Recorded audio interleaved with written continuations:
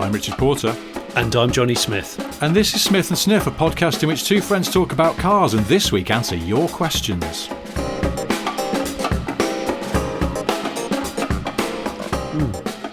Little sip of coffee. I've got one of my favourite cups today. I've got my Volkswagen Beetle one that was actually from a Volkswagen UK dealership. Really? Mug.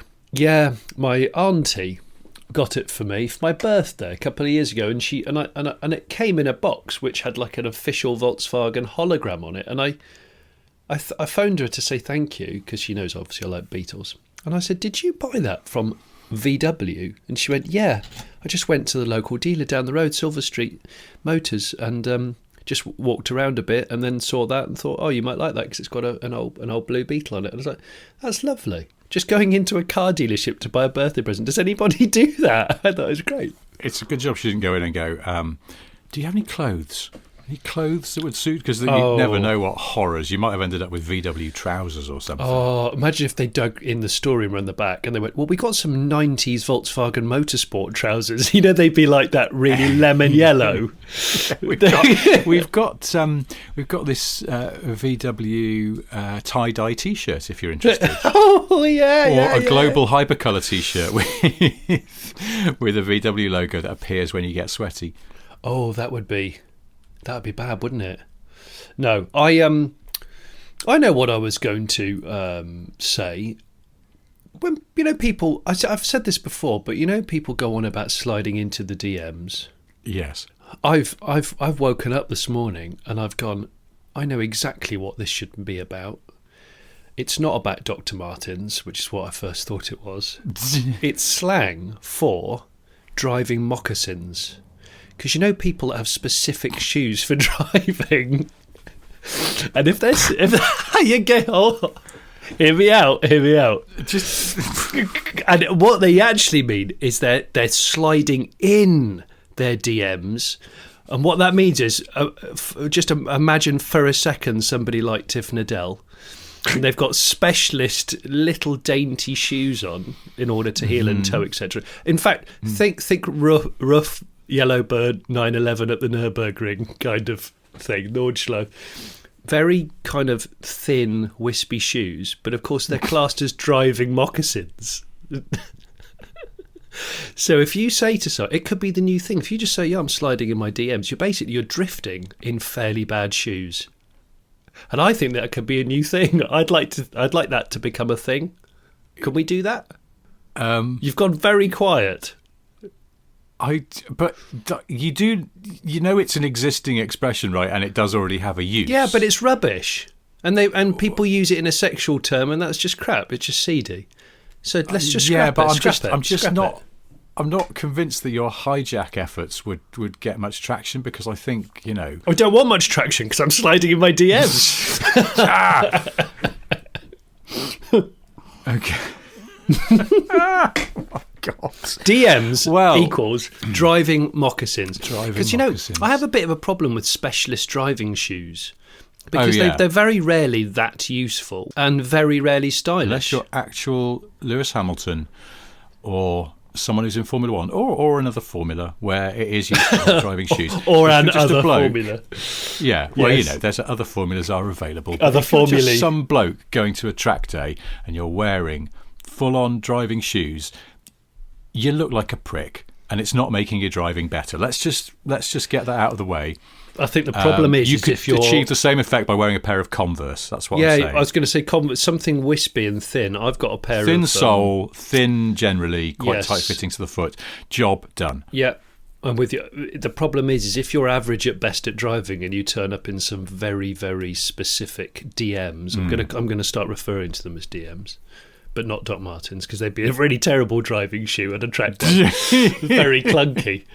Driving moccasins. I think you've got to be excellent in order to pull them off, haven't you? And even then, I think you know a lot of handy drivers, and I know quite a few handy drivers. I don't think I've ever seen any of them wearing specialist shoes. No, never. No. Never, never, never. In fact, one of them used to wear what looked like bloody winkle pickers, and I'm like, you're going to get your foot completely clogged in the pedal box, and we're going to end up barrel rolling. I can see this now. No, it's true. Honestly, that is a. It's. I mean, I think we've both been there in the course of our professional lives. Some bloke who you know or suspect is a bit handy fetches up wearing fucking Wellingtons and then goes out and knocks 5 seconds off the lap record in a Citroen AX, and you go, that's driving skill, my friends. Your Pilotis are not helping one iota with that because you're a fat IT consultant from Woking. And there's nothing worse as well. Have you ever been where you're in a petrol station and some bloke gets out of, it's usually a Cayman or something, and he's obviously been to a track day and he's still wearing driving booties and possibly even the Nomex, and then has to walk across the forecourt to go and pay like he's shat himself because you can't walk properly in those shoes because the soles are too thin. It's true, you do, and because you're at a service station, you look like you're doing a desperate road poo. Yeah. In session tonight, desperate road poo. Anyway, dear. So that was it. Sliding in my DMs. That's it. It's happening. Well, it's becoming a thing. It's drifting in terrible footwear. Best of luck with that. We promised last week that we were going to do listeners' questions this week, and so I've compiled a few that we've been asked on Twitter and in the comments section of our YouTube channel, where these podcasts are placed, as well as all the other places that they live. So should we do some questions? Yeah. Absolutely, I'm ready. I'm just going to sort of dive in at random. I'm totes ready. Stephen McNiven has been a bit greedy and asked 3 questions. 3? But I'll start with his. Yeah, we'll do at least one of them. And the first one is: have you ever slept in a car? Oh, yeah. I think I've told the story of me going on a stag do, which was supposed to be camping, and I turned up late. And everyone just encouraged me to start drinking, and I never put my tent up. And so I ended up sleeping in the boot of my Mercedes. And wasn't your Mercedes a saloon? No, luckily this one was the estate. And okay, right. I was in an absolute state, and I climbed into it, and then I realised that I had most of a V8 block in the back, just surrounded by shreds of cardboard, and it was so heavy because it was an American V8. I couldn't actually move it, so I had to spoon it. So I woke up dry-mouthed in a car that had blazing sunshine coming through the windows, and I was genuinely spooning a 305 Chevy V8, which is a shit V8 anyway. It's bad, isn't it? It's quite bad. And so I have slept in a couple of other cars, but because I'm tall, as you are, I find it very hard, even on full recline. Whereas my dad, on the other hand, who is quite tall, quite happy to pull over at some motorway services at 3 a.m. if he's getting a bit tired, and just used to recline the chair and sleep. And I'm like, no, that's how murders happen. Well, you lock the doors. I'm very envious of people who can sleep. I can't sleep in chairs generally, unless I'm really drunk and it's an armchair. Yeah, me too. Absolutely, or a me nice too. Warm fire. Can't, because it's like planes. I can't in a sort of standard aeroplane seat unless you're up the front in posho. I can't sleep sitting upright. I have a horrible time on planes. Yeah. Partly by being tall and partly by just I can't sleep in a chair. I have slept. This is starting to sound like a really sensible Faithless track. I once I supported some mates of mine who were doing a thing called the Thunder Walk, which is a 24-hour walk across the Brecon Beacons. That's a great idea. Yeah, it's intense. And this was years ago, I borrowed a Land Rover Defender 110 as the support vehicle just because I wanted to drive a Land Rover Defender 110. Oh, and, right. But that's a very bony car inside. It is, I was just about to say. It's not a lot of soft feel surfaces and things, and the seats don't recline. You should have borrowed a Volvo, you tool. Well, yeah, but just... Anyway, my 4 mates finished the walk at, 6 a.m, I think. All piled... We got a hotel booked, but we couldn't check in till later. So they all piled into the Defender, and they all went to sleep. Bear in mind, they'd been walking for 24 hours. They were very tired, but I'd also been up because I couldn't sleep. In the moments when I could sleep as the support crew, when they were, between checkpoints, I couldn't sleep in that bloody car, even lying across the back seat, because there's a lot of bits of metal that poke into you, as it turns out. I just had a horrible time. And then I realised I was just sitting in a very steamed up car with 4 sleeping men. And in the end, I got out and went for a walk around the town where we were. But it was horrible. The only other one, we've all kind of slept in. I've slept on the back seat of cars and stuff, but not very well. I haven't done it very well. Never very well. No, it's not a restful night's sleep. I had an Oldsmobile Cutlass that I think had the most successful back seat sleep in. But even when I say successful, it was probably 3 hours. Yeah.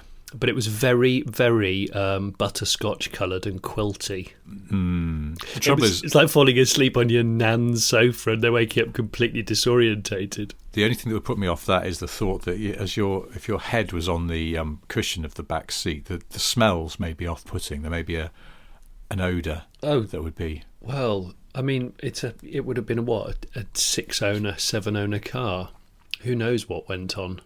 I mean, that's the thing. You always wish cars could speak, because some of the atrocities that they might have witnessed would be quite... Don't sit there! Don't! Oh my God! Don't you mustn't do that. You mustn't touch that. Don't ever touch that. Please don't sit in the back. But no, I don't dig car sleeping. I think it's unrealistic. No, me neither. I'd never go, ooh, a lovely, nice sleep in a car. It's an emergency measure at best, isn't it? I think I've told you this story before about when I lived in a big shared house in Birmingham. Well, one weekend, one of my housemates had some old friends to come and stay, and one of them was a slightly strange bloke who we went to a house party somewhere, and he got in a bit of a piss because not enough people were asking him about his bloody TEFL course or something. What? And stormed off from the party and went back to our house, but he hadn't got any keys, so he went and slept in his shit old Renault 11, which was parked outside. And a couple of hours later, when we got back from the party, my housemate, whose friend it was sleeping in his Renault 11, went, he's always bitching about that car and how the handbrake isn't very good. I bet we could push it down the street while he's sleeping inside. So we started pushing it, but it wasn't absolutely perfectly parallel to the curb, and it may have had a little bit of lock on. So what happened is it started going across the street, and we panicked. Because also it was very slightly downhill, so it was harder to push it back to where it had come from. So we went, screw it, we'll just keep pushing it. So we kept pushing it. It went across the street. Thankfully, no car parked directly sort of diagonally opposite. And one of the back wheels went up the curb a bit. So it was sort of diagonally into the curb now, with one wheel on the curb. And the guy didn't wake up. He didn't. He was still inside on the back seat, all curled up in a sleeping bag. So we just left it and went in and went to bed. And I had a room at the front. And the next morning I was woken up by some sounds of sort of talking and a little bit of radio chatter outside, and it was the police who had come to give a talking to this bloke because they thought he was like some joyrider or... Yeah, a joyrider, or that he'd driven the car to that position because he was drunk. So they'd hauled him out and gone, what are you doing? Have you been driving this car? You stink of booze. And he got away with it, but he got a bit of a bollocking from Brummie police people. Can you imagine if he lost his furious. License? Yeah, that would have been bad. Yeah, he was really cross with us about the whole thing. Even more cross than when we didn't ask him enough questions about his stupid TEFL course. So, anyway. I love the fact that he did it in the first place because he was pissed off. How far did you push the car from its original location? I feel like I need to know. I need to draw a picture mentally. About not very far, actually. Just across. Our street was quite wide in a sort of quiet residential street. I reckon probably about 15 yards. That seems quite a long way. Pure luck that just diagonally down the road, on the trajectory that the car inexorably followed, there wasn't a parked car on the other side. We were able to get it back into the curb approximately. That is brilliant. That is brilliant. Yeah, but oh God, he was cross when he came in the house. I remember there was a lot of banging on our front door and someone let him in. He was, yeah. Anyway. Well, that answers that question, I feel. There we go. That's kind of so. I'm not, Stephen, you've asked 3 questions, but that's just greedy. Someone else has to get a go. So, Ryan Jones asks, what's with these people that sit behind lorries for miles and miles? Oh, on motorways or on back roads? I guess that's I think that's what you mean. I'm guessing motoways. I know what he means, and I think what's with them is that they're just not very good drivers, isn't it? I think they're skinflints. They're slipstreaming. Oh, do you think? Yeah, they're going all Kyle Petty. That's in their head. It's Days of Thunder, but at 56 miles an hour. That's what it is. I've done it before in cars which struggle a little, and I've thought, I'm going in. I'm gonna Days of Thunder this, and I'm slipstreaming a lorry. But then you're doing a maximum of 56, right? So yeah, I am. You're absolutely right. I'm doing a maximum of 56. I mean, I can't remember the last time I drove a car that topped out at 56, but I think it's bad driving, though. I think it's more bad driving because I have a mate who does it. I haven't been in a car with him for years, thank Christ, but he had a number of really bad driving habits. And one of them was, and I remember this distinctly once, we were in a car, he had an old shaped Mini, and we were in Wales maybe, coming down this dual carriageway, beautiful sweep of dual carriageway, you could see ahead for miles. It was really quiet, and there was a dumper truck about sort of half in the middle distance, and we're scooting along at a reasonable speed. It was one of those late 1275cc Minis, so it could clip along. Okay, I used to drive it, and you could get it up to 90. It was a bit exciting, but you could do it if you had a private test track, obviously. And I know. So there's a dumper truck, and that's the only thing we can see ahead, and it's a dual carriageway.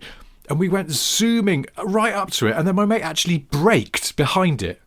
And I went, "Why don't you just go round?" And he went, "Oh yeah." What, like it was a revelation? Yeah. Oh my God. And that's just bad driving. That's not thinking ahead. That's not sort of considering all the angles or anything. No. That's just being myopic. That is. You're absolutely right. He did it loads. We drove from Cardiff to Edinburgh in a rented Fiesta, and because my mate had a Mini with a 4-speed box, and he'd never driven a car with a 5-speed gearbox. And so he always forgot to put this Fiesta in fifth on the motorway. And I kept having to go fifth, change up, put it in fifth, and then he'd inevitably accidentally put it into third or something, and it was just a complete saga. And I wasn't insured on the hire car, so I couldn't go, "Just pull over. Fuck's sake, let me do this," because it was infuriating, pulling behind every lorry. And then finally you go round it. Just go round it, mate. Look, it's clear. I can see it's clear. Go round it. Okay, yeah, I'll go round it, yeah. Now change into fifth. What? Change into fifth! Sorry, I've had flashbacks to a terrible journey. The forgotten final gear is something that I've experienced a couple of times. Yeah, it can be quite infuriating. It's really, really infuriating. Here's a question which I quite like, just because I kind of have an answer to it. It's Kieran Atkins. What was that actual question, by the way? I've completely forgotten. It's just what's wrong with people pulling behind lorries. Oh yeah, that's right. Yeah, they're just no good. That's what the problem is. Or they're Kyle Petty. Exactly. Slow Kyle Petty. Kieran Atkins asks, why has no one come up with a better way of altering a rear view mirror? I know it's incredibly rare that you do move it, but when you do, it always goes just a bit too far. Yeah, that's true. But does it? You see, when I learnt to drive, the first car I ever drove was my dad's Peugeot 405, and it had exactly this problem. You go to move it, and it's a bit sticky, and dunk, and then you've gone too far. And then I had my first driving lesson, and my instructor had a Toyota Starlet. I went to move the mirror. What era? Smooth.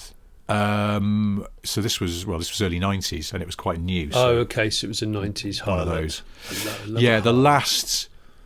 The last but one shape before it was replaced by the Yaris. I know the one. For small Toyota fans out there. No, I like those. I do like those. I have to say, I do. Well, I do like. So those. No, it was terrible. The Starlet was terrible. But I hadn't driven any other cars. But even then, I go, oh, this feels quite mushy compared to my my dad's car. But the rearview mirror action was smooth and delightful. And so I think it's car specific. I think some manufacturers who've got their manufacturing shit together, like Toyota, make lovely fluid moving, precisely adjustable rearview mirrors. Yeah. And some manufacturers who are a bit sloppier, like Peugeot in the 80s and 90s, it's a bit jerky. But I have a solution to Kieran's issue here, which is to buy a late 80s or into the 90s Mercedes SL, because I think, from memory, that was available with an electrically adjustable interior. Oh, yeah. Mirror. I think you're right, actually. Are you, do you say SL? SL, yeah. I think maybe the S-Class probably. I was going to say, well, I'm sure I've seen it in an S, which would have been, would that have been W140? Is that the diameter? That era. Diana, Prince of Hearts, Princess even. That generation of Mercs, which was basically that SL and that S-Class that they spent basically the whole of the 80s developing and then launched in the late 80s, early 90s, and they were sort of the last of the mega engineering Mercs. Yeah. And I remember one of the car magazines once sort of singling out the electrically adjustable central rearview mirror and going, you see, this is just excessive now. They've gone too far with their technology. But I could see the logic, because I guess it meant they could integrate it with the memory seats. Yes, So now all of your mirrors came into line when you did your memory setting. I tell you, get one of those, Kieran. The one mistake I made with the rearview mirror was 2 summers ago. My Dodge, my old Charger, the rearview mirror had seized, and I didn't want to kind of force it. It seized a little bit too high, so I was just looking at the headlining, and because it's only got one wing mirror anyway, I kind of need my rearview mirror on that car, and I made the grave error of giving it a teeny little squirt of WD-40, which is your normal solution to such a problem, right? Yeah, just a little bit of penetrating oil, but of course then it goes really slack. Doesn't matter how tighten all of the screws. So now I adjust it, and within 100 metres of leaving my house, even on the smoothest of roads, it droops, and then it will droop again. And I'm adjusting my mirror probably every 5 minutes. So I've got to now take it all apart and spray degreasant in there, and maybe some sand and some blue tack, and then screw it all back together again. And it was one of those, like, you know, it took me a second to spray a tiny little toot of WD in there, and I'm regretting it ever since, like a complete flute. Yeah, hey-ho, DIY failure. I've got a good one for you from Carl Barton. This is your answers are going to be way better than mine on this one. He asks, what's the furthest trip you have nursed a really dodgy car for? Oh my gosh. There's the first one that springs to mind is, and I'm not really that proud of it, and I think I've talked about it in a previous Smith and Sniff video, was the Mark 1 Golf diesel I bought from a place in Manchester. And I drove it home untaxed, and it was quite a good car, very early diesel, like late 70s, I think, like 79. The problem was, as I quickly discovered, is as soon as you exceeded 40 miles an hour, it just gave out this biblical engine metallic clattering, followed by white smoke, and like real white smoke, like it, you know, you look like a Red Arrow doing a shit display team, a display team consisting of one, and it was appalling. So what I did was I threw the towel in, and I pulled over, and I at the time I had a premium membership. In fact, I've still got it, of Britannia Rescue, that's now called something else. I think they got bought by somebody else, but I'm still a member anyway. And I just thought, I'll phone them up, I'll get it put on a lorry, and back to my then girlfriend's house in Shrewsbury, and then I'll tinker with it. Well, called them up, they went, yeah, no problem. Waited 45 minutes, the lorry came. As the guy was winching the lorry onto the car onto the lorry, he said, hang on a minute, this hasn't got road tax, it's expired. And I went, oh, has it? And he went, and he just pressed release on the winch, and he went, can't do it, new company policy. And within 2 minutes of that conversation, he'd driven away and just left me on the side of the road. But by pulling it onto his lorry, he's literally making it more legal than it was. Well, so... I mean, like I say, I was an idiot. I was young and dumb and shouldn't have done it. However, so no, he drove away, and I was stranded. And now I was on quite a busy road on the outskirts of Manchester, where there is police presence. This was the 90s, and so I thought, right, I'm going to drive home back to my then girlfriend's, and I'm going to go the back lane, super stealth, under 40. So I drove at 39 miles an hour on these as many back roads as possible, there was no sat nav then, it was just a map. And I was so sweaty and tense, it was horrific. But my one take home from that was the first and maybe the only time that I've seen a Jag XJ220 on the road in the wild. Really? Coming the other way. Yeah, so I was driving at a consistent 39 in my illegal car, and I went, oh, it's an XJ220, that's amazing. And it flew the other way, and it looked gorgeous. And that's me nursing, but I've nursed a lot of cars. The problem is I can't remember them all. I need to bring up my list of cars that I've... My brother's done an amazing amount of nursing. He had a Morris Oxford for many years. I think he got it when he was about 19 or 18. And he bought it super cheap because it was a bit ropey. But him being an engineer, he just thought, I'll just service it, it'll be fine. And he was driving to Oxford in a Morris Oxford, which is quite apt, to see my cousin at university. And it dropped a piston ring. And then stopped. It must have damaged it, and it only fired on 3 cylinders. Yeah. My brother continued driving it, saw my cousin Rich in Oxford, drove back from Oxford to Somerset in it, and then drove it to work. Get this, he drove it to work every day for the next year. Oh my God! On 3 cylinders, 1 cylinder was just totally dead and just redundant. So it was very slow. It had no torque. It couldn't climb hills very well. But he just continued to drive it because he just serviced the other 3 cylinders. I mean, my brother. Jesus. Yeah, that poor car. It just used to just stumble on 3 everywhere.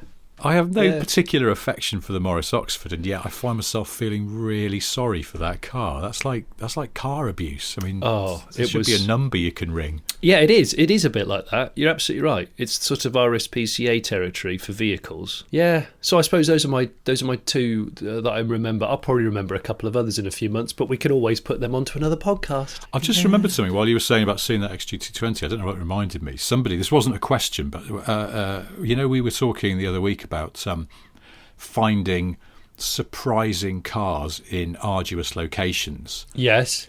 And somebody, I'm sorry, I can't remember your name if you're listening, but they said, I think they were on Twitter or on the YouTube comments, saying that their dad got a new Hilux pickup 4x4, and they went off sort of green laning in it, very pleased with themselves, and then had to pull over at one point to let a Renault Clio through. Really? Yeah, that's brilliant. I just thought that was amazing.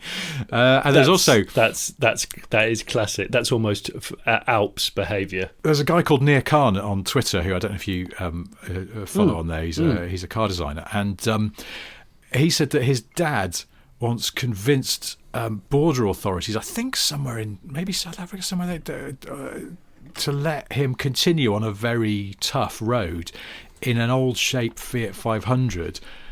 He convinced them to let him carry on because it was 4-wheel drive, and when they didn't believe him, he showed them the engine at the back and went, well, see, look, it's got an extra engine at the back that does the back wheels, so I'm okay. And they believed him and let him carry on. So that is even Face from the A-Team couldn't talk his way into a situation. I know. That's fantastic. Mr. Khan is quite the smooth talker. The Fiat 500 driving Face from the A-Team. That is olden days. I don't know when that was. It was quite a while back, I think. Because he put a black and white picture of the car as well. Now, another question. That is cool. I like that. It is good, isn't it? Yeah. David McCarty asks, what is the car that will make you look the most well off for the price of an average German saloon? My suggestions are used, obviously. BMW i8, Range Rover Sport. He's actually written... I mean, he's not written it correctly, but he's had a go. Oh, has he? It's probably quite a complicated spelling. V8 R-Tronic. Oh. See, I wouldn't get the R-Tronic. I'd get the Manuel if I was over there. Oh, my gosh. I have thoughts about... Even though I don't actually like the front end of first-generation R8s, I still think a V8 3-pedal would be a very good purchase right now. Yeah, they're not silly money, but they have that definite whiff, more than a whiff actually. It's got a pungent odour of a car that will be coveted by people like us, and that always helps to keep values sort of solid, doesn't it? Exactly. So, and it was so impressive, and it was the first of its kind, so the first of its kind is always going to get a bit more attention because it was groundbreaking. But, no, I'm down with it. But David's question is, what will make you look the most well-off? So, I mean, well-off, you see, I wouldn't go Well Range off. Rover Sport, because I think they look a bit dodgy. Full-size Range Rover, a bit in the right spec, people will go, oh, you've got a Range Rover. Yeah, and it's not a Sport. Yeah, and we fuss arse over generations of cars, but, you know, like normal people don't do this. If you've got an old-shaped Range Rover, which, you know, and it was tidy, and a lot of them aren't. A lot of them look pretty scruffy these days, don't they? Because they've had sort of khaki aftermarket wheels put on and then a couple of bits of panel scuffage, but you get a really tidy one of those with like the factory alloys, not too big, no chrome side steps or any of that nonsense, just a nice sort of discreet colour, no window tints, any of that. And people would go, someone's doing all right. It happened to our builder. We've got a guy who's done a load of work on our house, and usually he turns up in his van, and one day he said he'd come over at a weekend just to measure some stuff up, and he fetched up in an old-shaped full-size Range Rover, an L322, Jonathan, and my wife went, bloody hell, because we've always said our builder's quite reasonably priced, and then my wife was like, Paul's doing all right, isn't he? He's got that Range Rover, and it was like a really early one of that shape, and I had to go, no, that's like a 10 grand car. It's not. So he fooled it's a 50 grand car. Well, no, I knew straight away, but my wife didn't. She thought, okay. So in a way, for someone in his position, it's a bit counterproductive because people think you're doing too well. That's the problem. Well, his prices must be too high if he's got a nice car, which is always a bit of a. Just means well, the builder near me, who's a really lovely guy, and he's a small time builder, not a big guy. He's got a 997 GTS. Really? Yeah. He actually consulted with me before buying it. It's a lovely car. Now, there's talking of cars that people who are into cars and driving covet. Yeah, they're pretty solid, aren't they? Because I always wait for those to become less money, and it never seems to happen. It won't happen, Richard. It won't happen. Do you know why I'm gonna? This question deserves another question, and that is: do you want to look well off, or do you want to look well off old money spec? Yeah. Because as we've discussed before, old money isn't necessarily flamboyant. Oh no. So quite the opposite. I think my hand in this card game I would put down right now. I would put down the very last of the Saabs. Is it the 95 or the 95? What did they call it? I think it was 95. Yeah, 95. I would put down a really high spec last of those because I know the values of those are fairly buoyant, and people who know really know. Yeah. And based upon the fact that having recently driven the Polestar 2 EV, so many people, myself included, when you look at the side profile, you go, "Is that it's a new super Saab? Saaby, isn't it? It's pleasantly Saaby. It's almost like wasabi. Wasabi. There's a youthful marketing campaign that Saab never engaged with before they disappeared. No, that Polestar 2, I almost thought it's like Volvo being a bit sentimental and going, "Yes, this is for you. Pour one out for our homies, for our Trollhättan homies." Trollhättan homies. That was so beautifully breathy and Scandinavian. I love that. That's a friend of mine went up to the very top of Norway, and he said that everyone that he met spoke beautiful English, but very breathy and a lot of this. He thought maybe it was the cold, but he'd sort of go, "So, what time is good to start, to go for a cross-country ski?" "Well, when the sun comes up at about, it's so true. It's 11:30. So true. It's like, why do you keep getting surprised at how cold it is? There's just a massive amount of respiratory issues going on in Norway.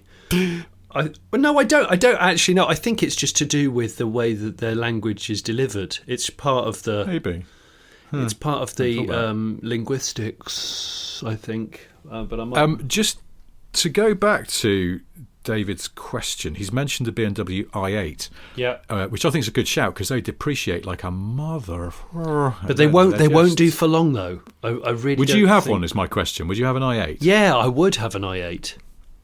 See, I think I would as well. I would have an i8 because I think it's consistently fascinating, and I think it's one of those cars which there is an equal amount of engineering attraction as well as aesthetic attraction, because I think it looks stunning. I mean, even if it had a completely different powertrain in it, you'd still think it was stunning. Yeah. Even if it had a V8 twin turbo, whatever. But I think it's great, and I think that it can't drop in value much more. I mean, I've said it before. I think BMW's i Series is the best is the best for design and ingenuity and out there. The i3 and the i8 are both amazing cars in so many ways. Like the i3 cabin still defecates over cars that are 4 times more expensive, I would say, just in terms of like unique use of materials and shapes and packaging. I just think it's great. But I'm good. I think i8 is a really strong shout. I think on the flip side, I'm thinking of old money constantly in the background. Does a Phaeton come into that? Ooh, it's Phaeton. Really well appointed Phaeton. Yeah, not old money, but yeah, look well off. Well, that's funny, isn't it? Because on the one hand, people might see it in profile and go, "Wow, it's a Passat." That's a bit. And in that black, because it's got that really rich black paintwork, and if you look after it, that would look smart. Yeah. But then people would see it was a VW, and they might be confused, and that might undermine it. So I don't know. I mean, it's a good shout. Hang on. What's the car that John McGuinness bought a few years ago? He phoned me up when he was on the train going to buy it. It was a very random my phone rang and I saw it was him, and I thought, I've not spoken to him, legendary Isle of Man TT winner. And he was like, Johnny, I'm on the train. What do you know about Bentley Arnage T's? I went, well, I remember the launch of them. I remember they were really good. He goes, right, well, I'm on the train going down to Northampton. I'm going to buy it. It's a steal. I've got to have it. It's a steal. Mm-hmm. It's never going to get cheaper. And he bought one for 25 or 27 grand. Oh. And I said, well, okay, John, I mean, you've obviously convinced yourself that you're going to buy it, which is fine. But if you want to call me when you see it... You're literally on the train to go and get it. Yeah, there was What if I said no, they give you tuberculosis? What would you do then? That's what I said to him. I said, what if I told you it was a really bad idea and that you'll lose huge amounts of money and it'll fall apart? But no, I actually spoke to him about 2 months ago, and he loves it. He's had it for 3 years or something now. Great. And he thinks it's stunning. And that car, when it was new, because you'll remember that, it was very early 2000s, wasn't it? I think. That car was a lot of money. Yeah, oh God, yeah. Was it a couple of $100,000 or like 107? No, I don't think it was over 200, but it was a lot of money. Yeah. If you sort of did some spec things to it. Yeah. And he bought it for 27. I mean, you're going to need a few quid to keep it going, aren't you? But that is a car that you could genuinely describe as magnificent. Oh, it's... I think the proportions are great because it's the last of the old guard, I suppose, of Bentley shapes. But yeah, I mean, it's so refined and wafty. It's very In fact, maybe you'd speak like a Norwegian if you drove around in it, and in a sort of Attenborough Norwegian. David Attenborough. The quilted leather on the seating area is very majestic, you see. Made in Crewe, of course, yes. Hey, now, sorry, I'm just going to have a quick look. Look, guys, I've just had another thought, because I think your Arnage T that's a strong one. There we go. Imagine that as a 2-car garage, an i8 and an Arnage T. What a great combo. And then even if people went, look at these. It's just like you've got a big, heavy, thirsty saloon. You go, yeah, I've also got a hybrid, so knock it off. Exactly. Do one. I was just going to look up what the recently deceased Mulsanne is down to. Oh, yeah. They're not going to be cheap yet, but I wonder what they have bottomed out at as of today on Auto Trader. And the answer is... Oh, crikey. What? Holy mother. Oh, no, what? Is it good? I bet it's good.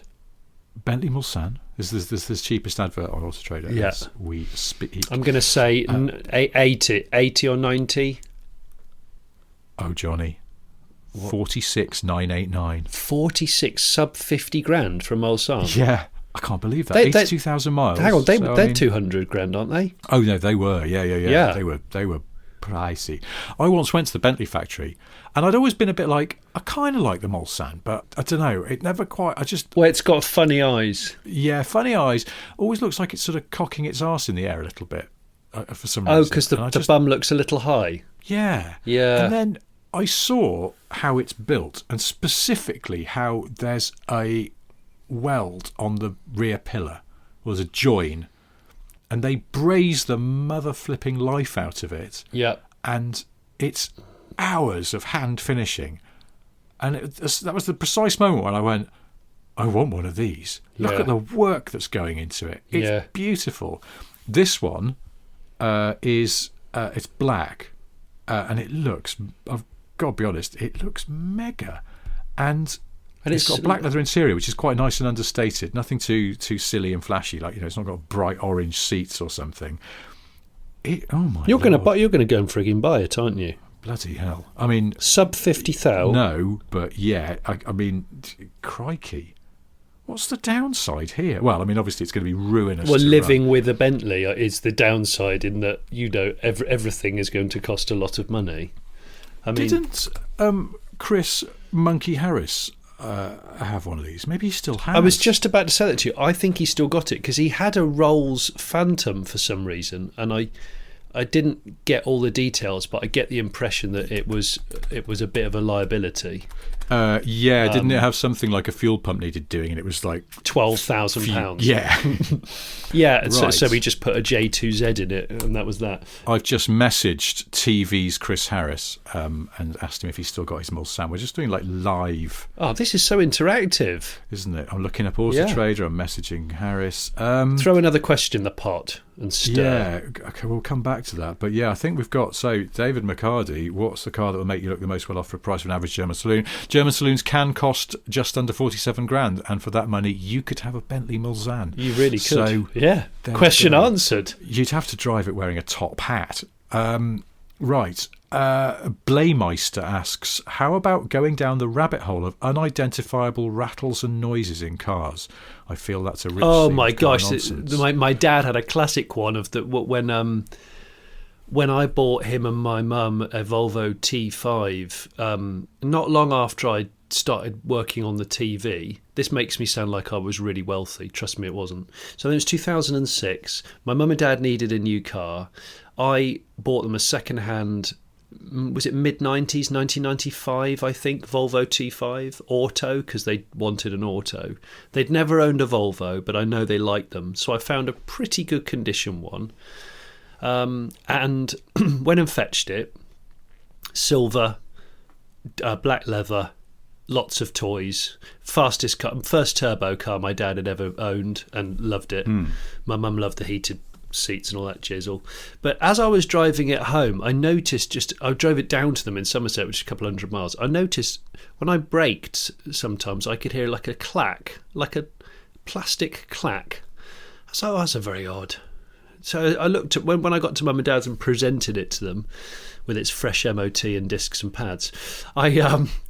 I didn't say anything, and then over a couple of weeks later, he said, "There's a really." I said, "I've vacuumed it out and I've had a really good look round it, and it's lovely. It does make a strange noise here and there."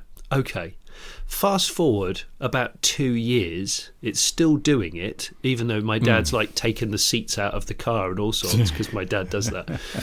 You know those when you're sitting in the back of a car and where your feet go into the footwell. You know there's like galleries of ventilation tubes. Yes. And outlets for the car. Yeah. Okay, it turns out, I remember now, I bought the car off a guy that enjoyed golf. There were 3 golf balls that had gone in there, and like one of those weird like games that you play as a kid, like the maze games with the marble in the maze.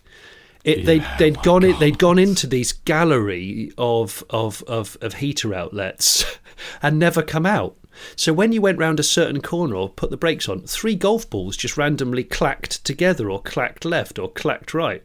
And it was so... Now that he eventually found what they were, it was like, of course it is. It's just 2 golf balls clacking together. And it's like, bloody hell. It went on for ages. But the relief of solving that. It's like when you've got something stuck in your teeth and it finally comes free. There's no greater relief in life than... That's true. Because I've got that creak in my 911 that I've never quite cracked. I think with the help of some people online who I sort of put it on Twitter, and some people gave helpful suggestions, and it was I think we've traced it to the window rubbers.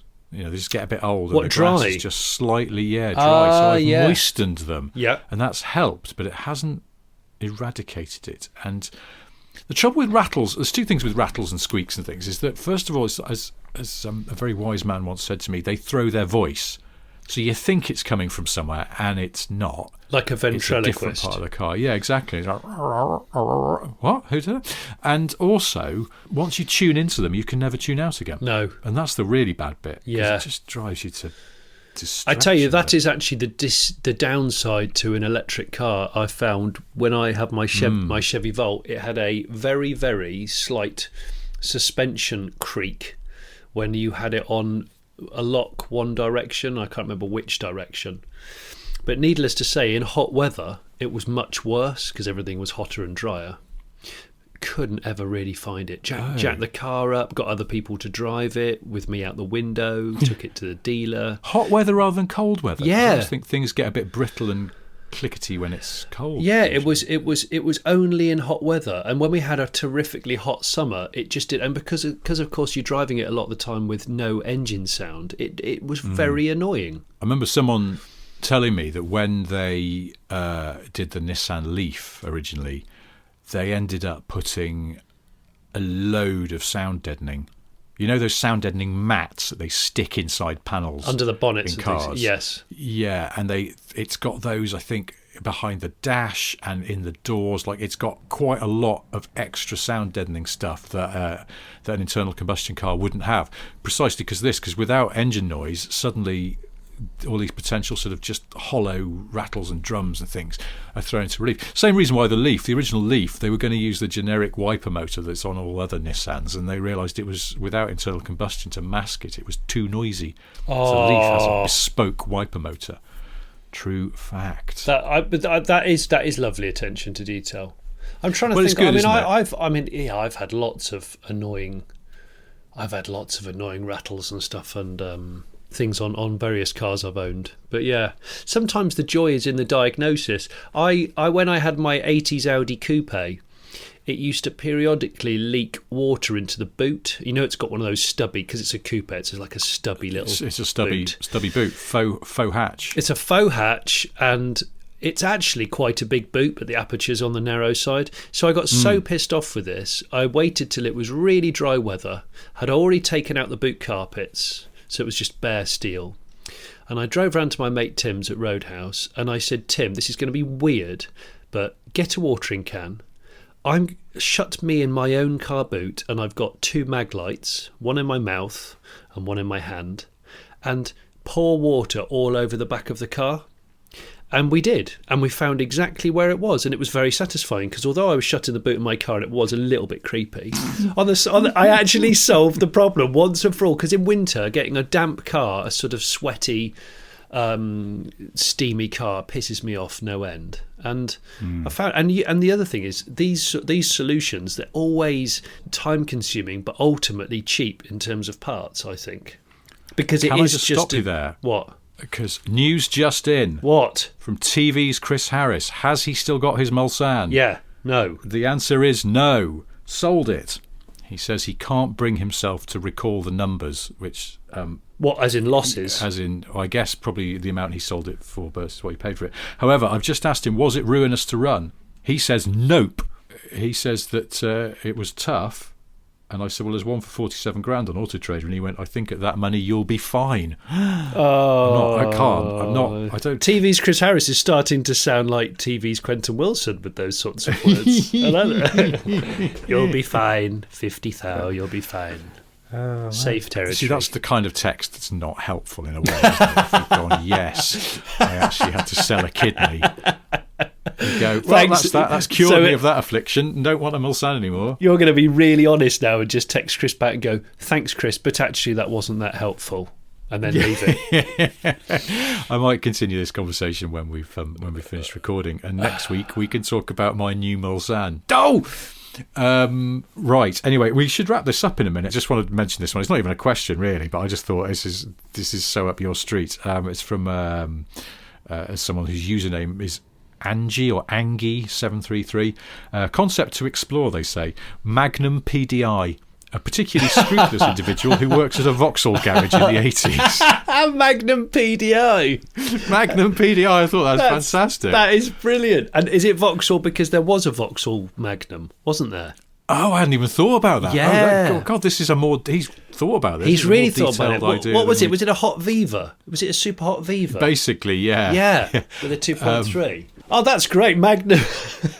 So, but I wonder, does he solve crimes like Magnum PI, but in between correctly setting up the headlamp alignment on a Chevette? He doesn't solve crime, Rich. What, he just does PDIs on cars?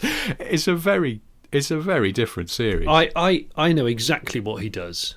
He PDIs, but he also, at night, he goes on chat forums and helps people with niggling issues, like the ones we've just talked about, with cars that, you can't quite put your finger on it, oh, it's making this rattle. And he diagnoses all of those FOC.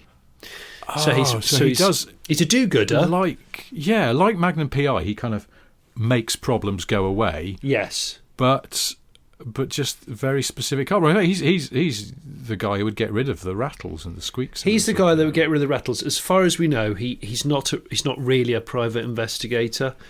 Less glamorous, and of course, he lives in Luton. Of course. In the way that Magnum really sort of put Hawaii on the map, apart from Hawaii 5.0, obviously. Yeah. The way that Magnum could only really have been based in Hawaii, in a way. It sort of embodied the shirts and the lifestyle of living in Hawaii. Oh, hell yeah. Magnum PDI is going to really do for Luton what Magnum did for Hawaii. Really glamorise the place. Or draw attention to its natural glamour. I think in the same way that Magnum, obviously, he did lead a fairly glamorous life in terms of location. What Magnum PDI has is he does have a getaway pad. He's got a static caravan next to one of those beautiful kind of water sports gravel pits. There's a few of them around Bedfordshire. I know that. You see, you're broadening it out to the general Bedfordshire area now, aren't you? Which is fine. That's good. It gives you more choice of locations. And Magnum PDI, when he needs to get away from it all, or maybe he goes there with his very thick laptop and sits in his static caravan. And then that's when he'll work through the night, just going through, just pay thread after thread after thread of like my Signum, my Vauxhall Signum keeps unlocking itself when I walk away. I just don't know what to do. I'm on the brink of perhaps selling it. He's like, don't sell it. I think I can help you here. He knows what he's doing. Magnum, I like the Magnum PDI. We've never talked about our common fascination with people who have very thick laptops.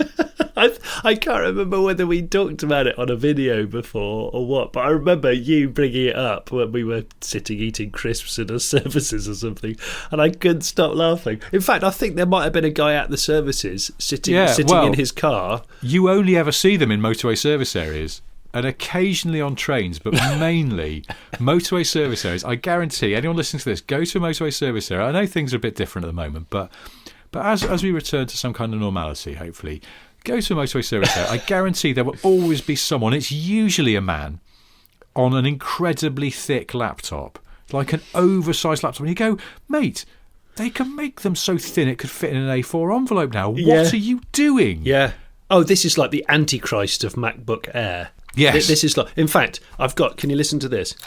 I've got a tape measure, and I'm going to give you a sort of general reference point of girth of laptop. I'm going to say if a laptop is thicker than 5 centimetres, I mean that is quite thick. Okay, I might go down to 4. If it's thicker than 4 centimetres, there's trouble, because those are CD laptops, aren't they? CD as in compact disc, or CD as in something is shifty is going on? I think shifty murky. I think shifty. Shifty. Yeah, because it's old style laptop casing. There's probably numerous software updates and hardware updates, but oh my god, do you think there's someone who's got, like, on their internet browser they've got 409 windows open at the same time and you just go, what are you doing? No, that's by your describing. And then you grumble about how it doesn't work properly. It's because it's desperately trying to render like over 400 web pages at once. You weirdo. I think you've just described my father, unfortunately. When I go onto his computer, honestly, that you can scroll along the amount of windows open and keep scrolling. You go, these are not chapters in a book, Dad. You just bookmark them and get rid of them. The computer is like wheezing. The fan is on full bore the whole time. Like the equivalent of auto kickdown. The fan is just going. Fans in sport mode. It's holding a lot of revs. Well, this is a good note to end it on. Actually, no, I'll give you a note to end it on. A troubling note that will haunt the rest of my day is a final message from TV's Chris Harris, who says servicing on his Mulsanne was, he thinks, about £1,000. So that doesn't sound too bad for a car that was... It doesn't sound too bad for a car that was £200,000. I was going to say. I know. Wow. Someone's going to have to talk me down from this. Anyway, this has been interesting and productive. I'm sorry we didn't get through as many questions as we might have hoped. If you did send in a question, we'll keep these on file, as people say, and we'll do another answering of your questions soon. In the meantime, thank you for listening to Smith & Smith. Don't forget to like and subscribe. Leave us a review or something. Oh, yeah. I like reading them. They're really nice. And also, all our reviews are real, unlike some other podcasts I've been looking at recently who seem to be getting their mates to write reviews, and not very convincingly. So there's that. Johnny's Car Pervert YouTube channel has some interesting stuff on it, as always, and I'm going to promote a different book this week. What? Instead of my boring car trivia, I would encourage you to please go and buy How to Be a Motoring Journalist by the fictional character Roy Lanchester, who embodies the worst of car journalists' excesses, and his sort of autobiography, which I wrote a couple of years ago, is still available as a book or an ebook on Amazon. I thank you. I ditto to all of the things that Richard's just said. and ditto. Please rate this podcast and leave a constructive comment. That those things are valuable. Thank you very much indeed. And we enjoy reading them. And we will see you again for more of this next week. Unlike Joe Wicks, we're not going to stop because we're tired. Yeah, exactly, Joe. Yeah, half a job, Wicks. We're carrying on. We're going to keep doing a podcast every Monday. Even in winter, we're going to do it. It's going to be that tough. That's the level of dedication that you can expect from Smith & Smith. But for now, goodbye. Bye-bye.